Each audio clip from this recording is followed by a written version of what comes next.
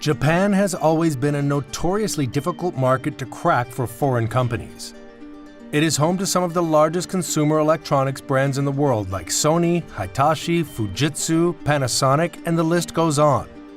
The people of Japan always had a habit to choose their local brands over foreign competition, which makes establishing a foothold a very tall order.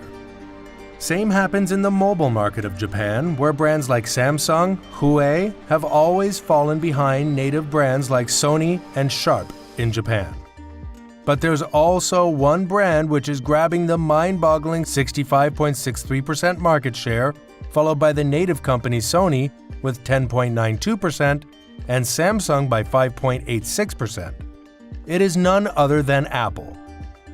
The world's largest tech company, Apple, which is alone enjoying all the Japanese attention where rest are still struggling to stay in the market.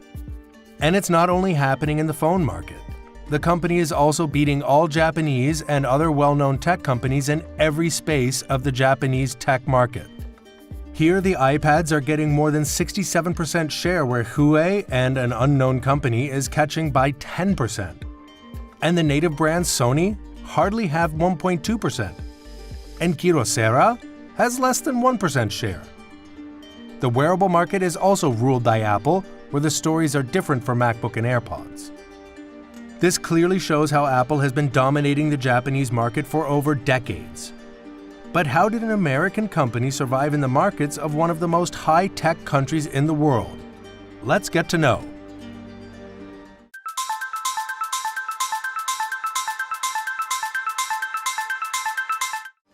Steve Jobs is undoubtedly one of the most influential figures in Apple's history. His name is synonymous with Apple's biggest successes like the iPod and the iPhone. However his outlook may have been, privately Steve Jobs was a huge admirer of Japan and its culture.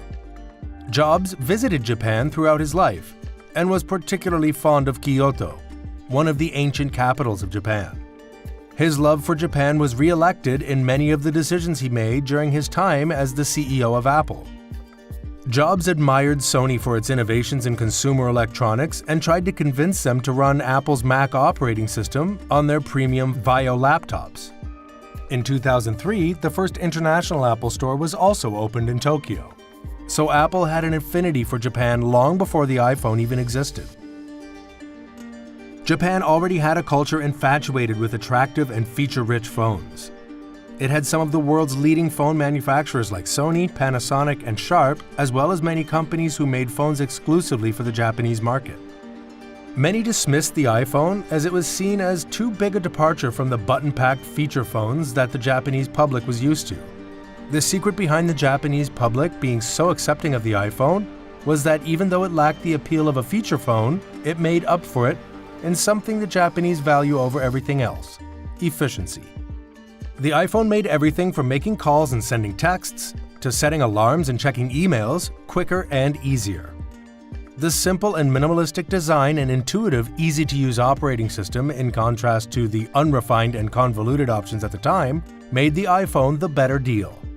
By 2012, the iPhone took the top spot as the #1 smartphone in Japan for the first time, beating all the domestic companies and still holding the position till date.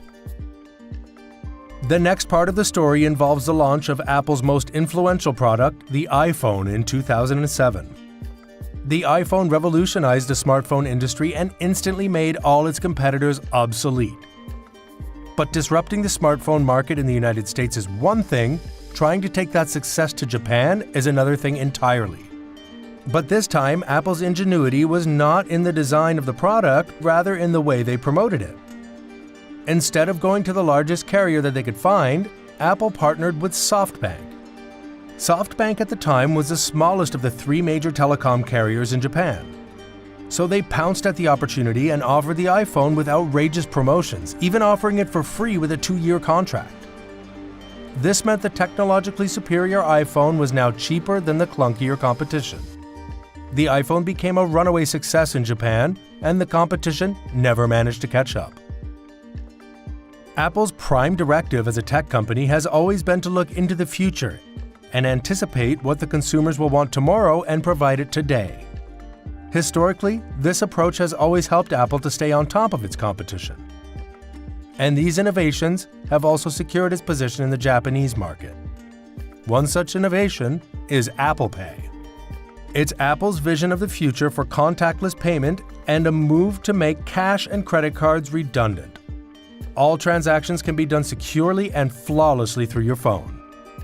But this technology is nothing new for Japan, because they're the ones who invented NFC after all.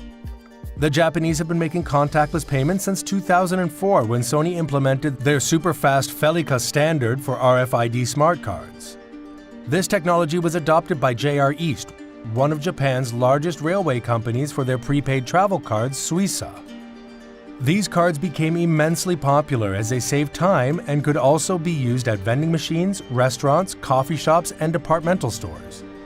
According to JR East, as of 2020, there have been over 86 million Suica cards issued and over 250 million transactions made every month.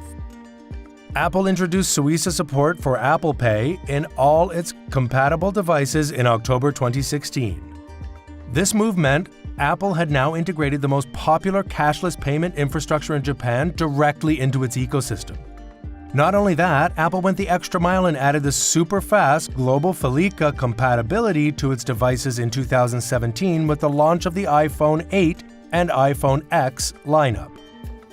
The addition of these market-specific features meant the popularity of the iPhone shot even higher in Japan. In the last quarter of 2020, Apple shipped 6.015 million iPhones to Japan, which made up 52.6% of all smartphone sales made. While Japan phone companies are already lagging behind for their feature-infused button phones, in 2011, another well-known brand, Samsung, entered in Japan with their Galaxy S. By far, Samsung has always been neck-and-neck competition for Apple, and in the Japanese market they also tried to grab the market share. But due to Samsung's emoji war, the company just got boycotted from Japan. It's about 2016 when Samsung had removed all Japan-specific emojis from their system, and no reason was clarified by the company about this issue. Even before removing the emojis, the cross-flag emoji on Samsung phones were representing Korean flags, where other companies were using the Japan flags. However, this act of removing Japanese emojis backfired for Samsung and shares fell drastically in the Japanese market. So Samsung rebranded its smartphones and other devices to Galaxy. Even they rebranded all their retail locations in Japan as Galaxy Store, which indirectly increased the Apple share on the Japan market. Along with that, the Japanese companies like Sony and Panasonic tried to enter the smartphone market with multi-touch facilities. But it was too late for those companies to compete with Apple, and still they are not able to grab that place. Apple's success story in Japan is unprecedented and undisputed. It is a testament to the company's commitment to crafting the best possible experience for its users and its out-of-the-box thinking when it comes to market strategy. It's through the merit of its products that convinced the Japanese to accept an outsider, leaving their local brands to whom they were fiercely loyal. Japan is now an Apple stronghold, and it's quite reasonable to believe it'll stay that way for a while.